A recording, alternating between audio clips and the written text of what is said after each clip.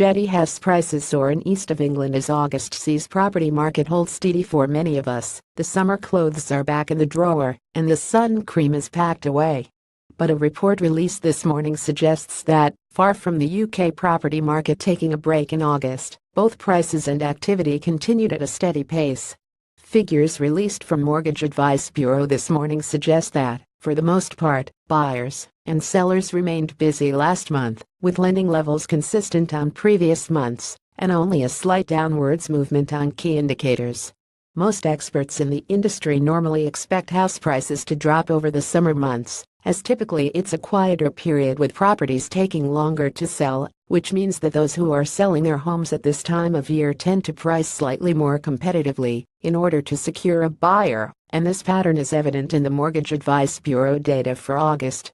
But a report released this morning suggests that both prices and activity continued at a steady pace. However, as the report also suggests, some parts of the UK bucked this trend and saw an upwards movement in pricing and borrowing, which points to continued consumer confidence in bricks and mortar. Overall, according to the data, the average house purchase price in the UK dropped by 1.2% in August on the previous month, allowing for regional differences, with a well-documented market correction in London and the South East becoming apparent as prices cooled by an average 8.6% annually in the capital. Elsewhere, however, prices continued on the ascent, with the East Midlands and Wales seeing the average purchase borrowing amount increase month on month, with the East of England far and away the best performing region so far this year, with a substantial 15.3% level of annual growth in August. Mortgage Advice Bureau's head of lending, Brian Murphy, said going into the summer months, many had expected to see a marked dip in both activity and prices across the board, due to a combination of anticipated consumer concern with regards to the current political climate,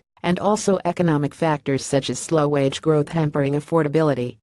Whilst these factors have perhaps seen discretionary buyers leave the market for the last few months, we are still seeing a healthy number of those purchasing due to life circumstances, e.g. moving home due to work or family factors, together with a noticeable upswing in first-time buyers taking advantage of the fact that fewer landlords are adding to their portfolios at the current time, meaning that there is less competition for entry-level stock in many areas of the country. These factors have led to the volume of residential transactions remaining steady for the last 3 months, June, July, August, at over 100,000 transactions per month. Mark Hayward, chief executive, NIA Property Mark, says of the UK market in August, added house hunters tend to put their plans on hold over the summer months, while they prioritize holidays, and as a result of this trend, stock is usually lower. However, while we saw the number of properties available increase very marginally last month, it wasn't remotely enough to start to close the gap between supply and demand.